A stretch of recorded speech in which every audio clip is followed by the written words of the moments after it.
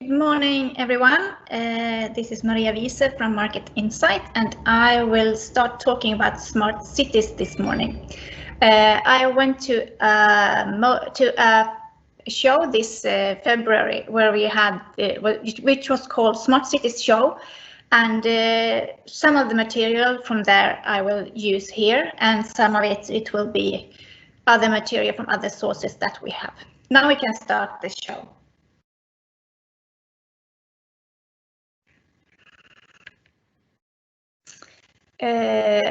2020, this is the year where we are at now, and we are transferring this smart city from being digital city to a smart city, which means that we are starting to use a lot more to utilize the digital devices that we currently have.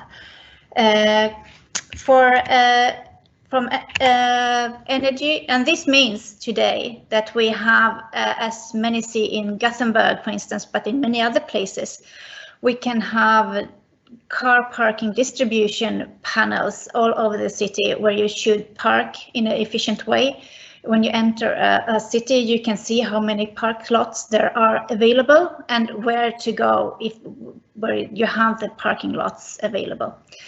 In the future, we will have the smart city will also contain the smart home. We're currently introducing a lot more of smart devices such as photovoltaics fuel cells on our roofs. We are utilizing our heat monitoring and heat distribution in our houses. We are also utilizing, we're having much more of EV cars, and we can have them charged at home, and there are a lot of things that we can utilize. In this during 2020, we will also develop these kind of facilities and devices in the future, so we can have it more efficiently utilized. Energy management, we will optimizing housing energy consumption. Water management, we will have better control of water leakage and what is the water contains, if there are any kind of chemical leakage in water. And climate change and flood modeling will also be one of those things. The industry will also have a great impact in this, and we see that in this development in the industry, from any industry. We can take agriculture, for instance. From we grow the food until we eat it, there is a lot more digital and smart devices incorporated in the process. It's not just into the car industry or other process industry. It's all over, and in school, in hospitals, everywhere. We are actually moving from being digital, where we have digital devices, but we're utilizing them in a smart way. So that is the big difference we will see now under the 2020 decade that we currently have. We will also have monitoring of the city in much more deeper way. We will have the smart CCTV that we currently have in some cities will be utilized in people counting, illegal intrusion, objects left unattended, vehicle plate recognition, and all these kind of things.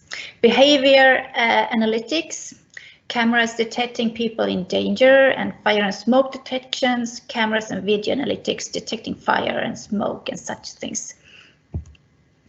We are heading for the fourth industrial revolution, which started late 2010 decade, and under 2020 it will have a great impact, and it will influence our next decade in a very big way, and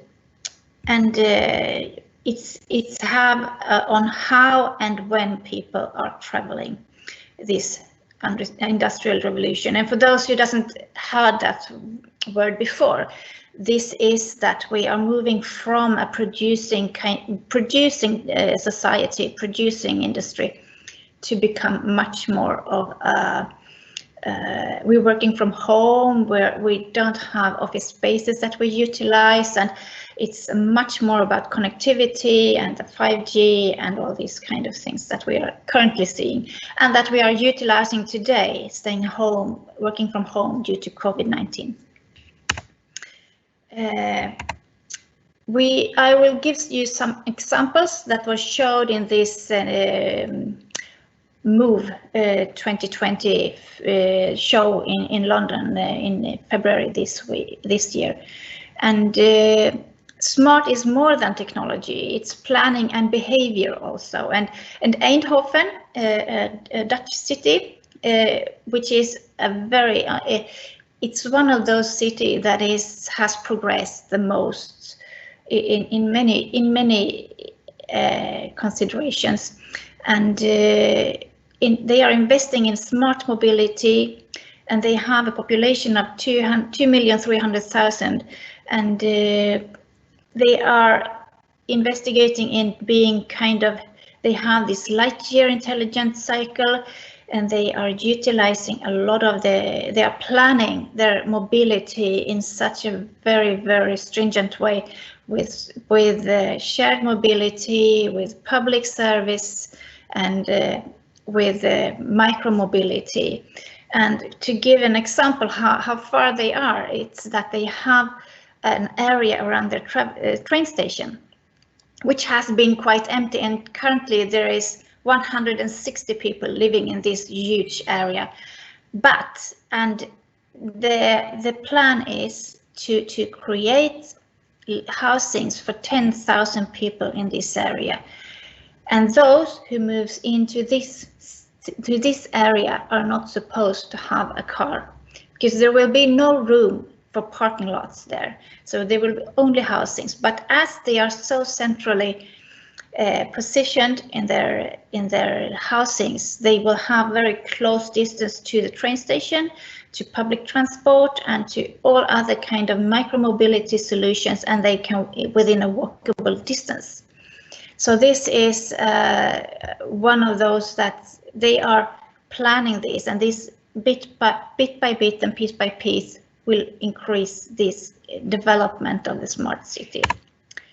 I give the example of Hamburg. They are it's quite a big city. It's 1.5 or 2 million people living there in the inner city. They have a lot of suburbs and connecting cities, but it's a bit bigger than Stockholm, I would say. They have made this map, as you see currently now. It's not made for suburbs, it's not made for trams, it's made for bikes.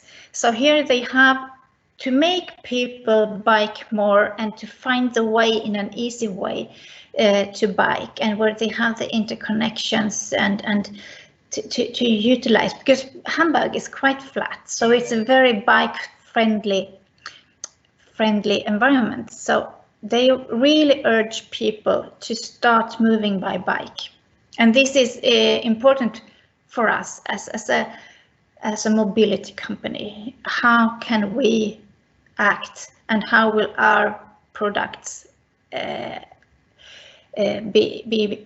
a good place in these kind of cities? Another city that is also often mentioned is Oslo. They have made a lot of things to make it more biker friendly and and walking pedestrian friendly city. They have actually closed a lot of streets in the city center, so you're not allowed to drive there unless you live there. They have also had a big project how people are biking in the winter time in Oslo, especially female biking, because it is females that bikes the most, and see how their biking patterns and where biking roads rides are taking, and especially where do they park when there is a lot of snow? Which routes do they take when it's a lot of snow? And they have found out that from the hospital to home is where they live, and been monitoring these kind of things, and now they have this kind of evaluation in, and they have also had this project Oslo 2020 where they should have no deaths caused by traffic by 2020 in Oslo, and actually 2019 there were no one dead in Oslo city caused by traffic, so they actually reached their target 1 year ahead. Amsterdam is also one of those cities. Everybody knows that in Amsterdam you bike a lot, but they have also blocked streets from traffic. Barcelona, Birmingham, Brussels, Ghent, Helsinki, Oslo, Paris, Tempe in Arizona. I know that is also they have closed some streets in Los Angeles, Utrecht in Netherlands, and York. These are a few examples of cities where they're actually doing a lot to prohibit or ban cars in the city center. Moving on, what will happen more in the city during this time frame, in the short time? AI will be, of course, a necessity for to monitor and to recognize events in traffic and how these correlates and control vehicles in accordance. 5G is one of those things that we currently have, but we are sliding over to 6G, but I don't take that in this time frame. RFID, it's a well-known technology, but it will be much more implemented. It will be in everything. When I was in Santa Clara in the IDTech X show, I was even showed they have RFID in fish, fresh fish when you sell it, so you can really know now you passed the best before selling the time. So you don't have to throw away food in advance, for instance.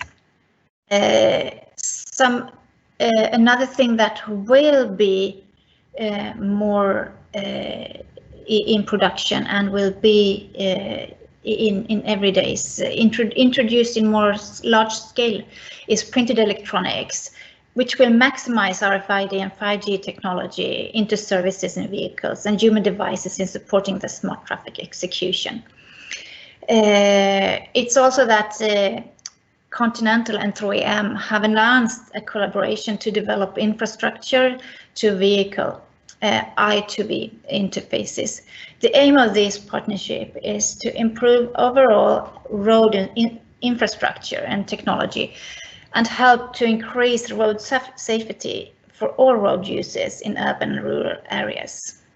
And in this stage, during this decade, we have the autonomous driving level 1 to 2, and there will be level 3 sort of introduction later on in this decade, but it will be in low numbers.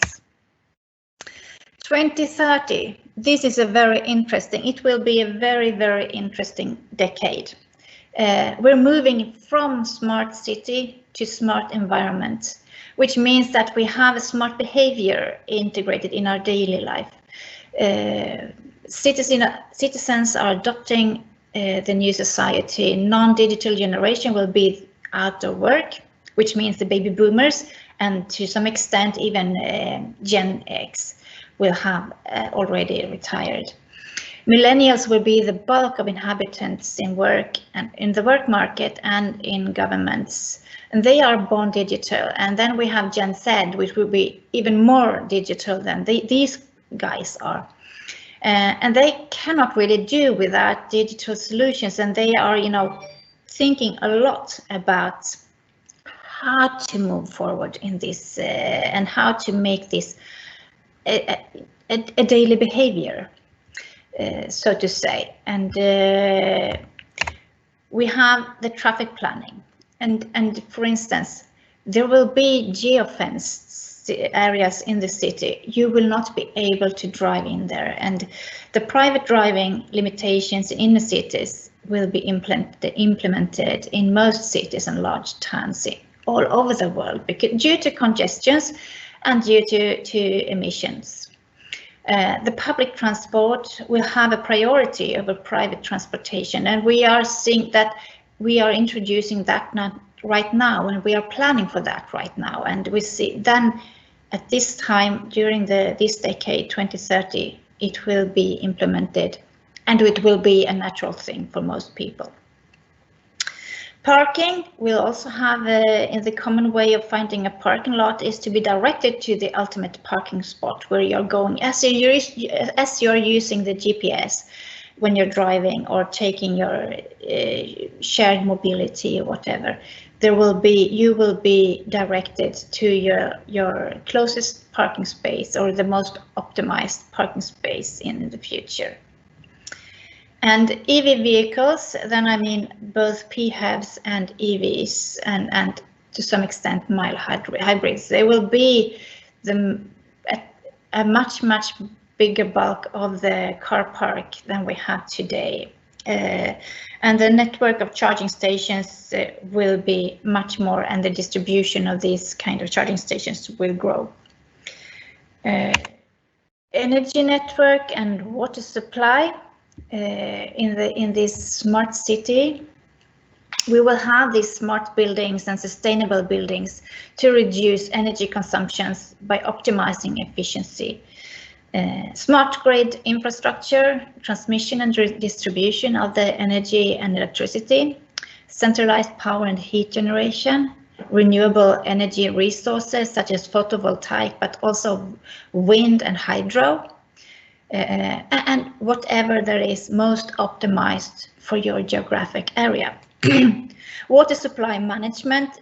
Water will be one of the scarce resources by 2030, unless we do make a big change today.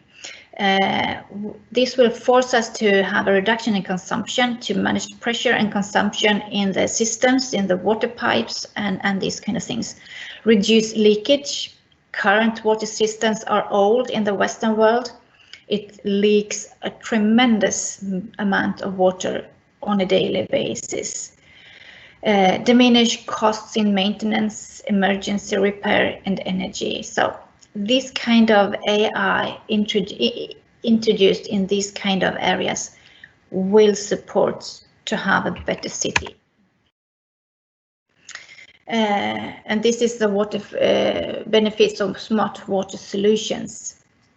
We will also have a sustainable smart behavior, because when we start to utilize and we have to adapt to a different way of behavior, we will grow into the new normal. And that is, I think a lot of people right now is having this, getting into the new normal, working from home. And this will not be as different from this transition as we have by then. Smart materials will be also something that will be much more introduced and developed in the future, and will be needed to develop a lot of things in the future. And I will not explain these kind of metals because I don't know. We have other people in the office that can explain these things much more, but we will have ferrofluid, metal foam, nanotubes, ionic liquid polymers and other things that today is on an early stage of research and development, but by 10 years, 15 years from now, these will be implemented in a lot of things. Internet of Things, we're moving from 5G to 6G or even 7G, some people are talking about. I think 7G, this is a lot of demand driving. Not technology, but implementations, because it depends on how far we have come with autonomous driving. for instance, if we need to have this kind of connectivity. Printed electronics will require also some kind of speed in the connectivity in this internet devices, but also of course sustainability. But this is, and by 2030 is depending so much on what we do today. So it is a must to have this kind of focus. All governments will continue to focus on the sustainable society.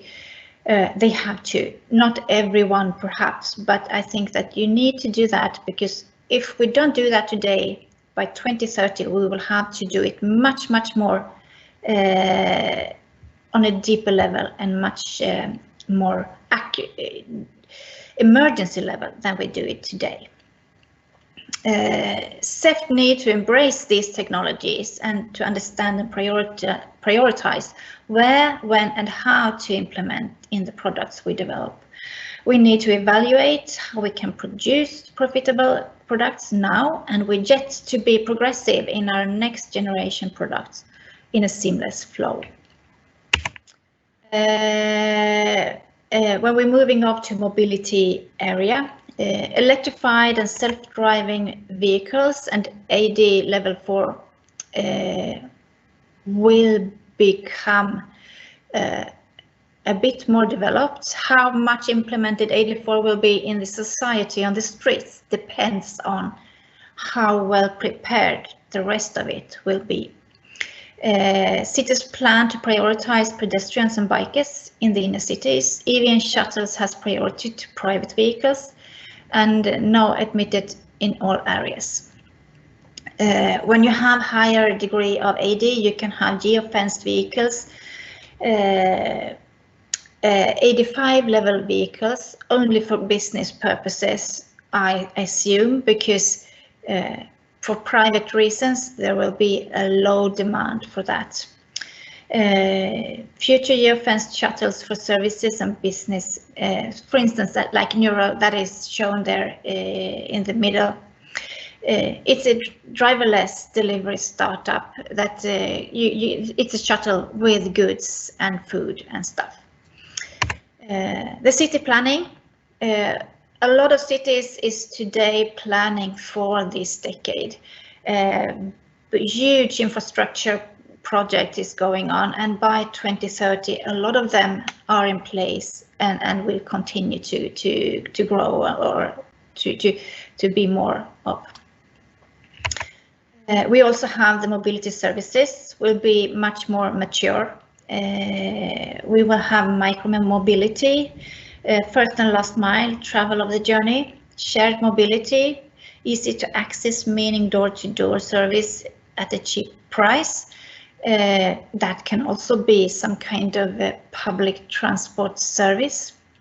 Public mobility routes will become more extensive and more agile, and vehicles will probably be more convenient, not necessarily meaning that will be more exclusive materials in the car or in the vehicle, but I think it will be convenient for its purpose. That's what I mean. There will be a lot of different public transport solutions for different kind of services, but a lot of the services will still be a lot like today and gradually change within the city regional, within the city or region suburb, moving back and forth in the city and between cities, regional or inter-country.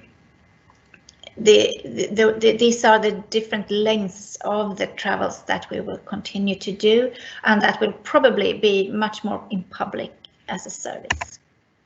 Now we are moving into a much more unknown and unforeseen. It's more difficult to predict what will happen in 2040. My assumption here is that we are moving from this smart city and smart behavior city to a smart society.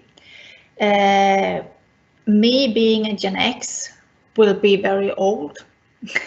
I will be retired, probably not living anymore. Perhaps, you don't know. This will be a lot, or I will still be around, and I will still probably work. I may feel a bit disoriented though. By this time, we will have a fully digital, everything will be on a digital level. Not everything, but a lot of the smart devices and networks and logistics are incorporated and are working seamlessly together. All parts of the society is depending a lot on Internet of Things and connectivity devices. Highly efficiency transportation, meaning logistics, will have much more impact. This trend and this journey we're taking about this shared mobility and public transport and more efficient transport will continue, and we will be a much more urbanized society, an urbanized population, and the traffic will be more dense. So we need to have this kind of development. Smart buildings will be a necessity to provide energy, water, and people logistics. Smart buildings will also incorporate sustainable and building material, and will not afford to. Smart cities will not afford a city dump and will require far too much space and will jeopardize citizen health. And therefore, you will take care of the dump in the city in some kind of ecological circle. City planning will become much more crucial for the citizen welfare and city efficiency. Internet of Things and connectivity will continue to grow of importance here. Transportation network efficiency will be more developed than today, and these are the guys today. I assume they are more like urbanites. They will embrace this kind of new digital. They will live in this. They don't know what it's like to. So if everything crashes, they will be in big doo-doo. They will demand more agile public transport network to replace private transport. Non-rail transport will change, whilst rail transport will grow in more distant and commuting feeding transport, which meaning that the rail transport will be for longer distances that we perhaps today take by plane, or go by bus, or go by car in between countries here in Europe, and in larger countries as I think China is a bit, and Japan, they are a bit ahead of us here in Europe and US. On-ground transport in urban areas, the routes will be much more agile, meaning that there will be much more the strict routes that we currently see in most cities with big buses will change. You will be able to have this sort of, I don't know how many of you knows about Trygga Rundan, but that is for elderly people. You have these stops on much more various areas that you much closer to your home, where you can go to somewhere to your destination. And the climate change, and these people in the Gen Z and millennials, they are much more strong in these ideas. If we mean serious business about the climate change and want to do something about it, we have more impact on the speed and development of new ways of working closer to home than technology itself. And also one thing that will be more evident, 2040, working only for a wage will not change. People will work for a wage because that makes your life worth living. Here is a time frame. Autonomous driving and electric vehicles will have this kind of AD level 1 to 3 somewhere in between 2020 2030. AD level 4 development will be between 2030 to 2040, and AD level 5 will be somewhere after that one. And around 2040, 2050, we will have a vast majority, or most newly produced vehicles will be BEVs.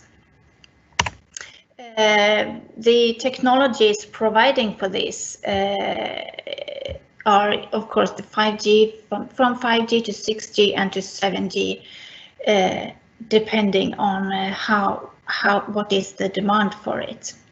RFID and printed electronics, AI, will be the ones that makes this, drives the demand for this 7G and 6G development. The sustainable city, and there you have, I also put the driverless car, which is a BEV, I assume. It's for me, it's a known. The sustainable city, we have started, and there are actually these green walls on buildings in some cities to capture emissions. But it also means that we need to have more circular environment economy. We will need to have to reuse our resources a lot more. And in the future, I have these pictures just underneath the 2040 figure. There are a lot of ideas in this area where you can, how you can build positive emission housings that produce more oxygen than they actually, they generate a lot more oxygen than they consume from that sense. So, and have these positive energy blocks. But this is something that will also be of the smart city and what we have to look into from a mobility point of view. Then we have Tenga. It's just an example. Singapore's first car-free town center. The major there has launched our network, his 10-year plan to create an integrated, modern and accessible public transport system. And this is a picture of the idea. Energy management is also something that is what mobility is depending on quite a lot. And how we plan our cities and how we plan our travels and journeys will change, and the cities will be a lot more stringent in their development, and they will not be that car focused anymore. So that's why it's clever to monitor smart city development. Cities communicate the progress in law and regulation with other cities, so they are talking to each other. That's why we need to, if we monitor a few cities all over the world, we will be well prepared. City networks now have strategies and how they implement these strategies in the future for the future citizen. And as I said, cities work together. They don't compete in this sense. So they are not trying to destroy for each other. They get influences from each other. They get a lot of ideas from each other, and they go to shows and look into what's happening. And a lot of cities want to progress as quick as possible, not maybe just because they want to have their environmental, but the health of the population and the congestion in the city is, they want to get rid of that, and they want to have a fresh and clean and healthy city, which means that they need to take care of the waste, the water and the energy. Thank you. This was it. Hope you all managed to listen into this.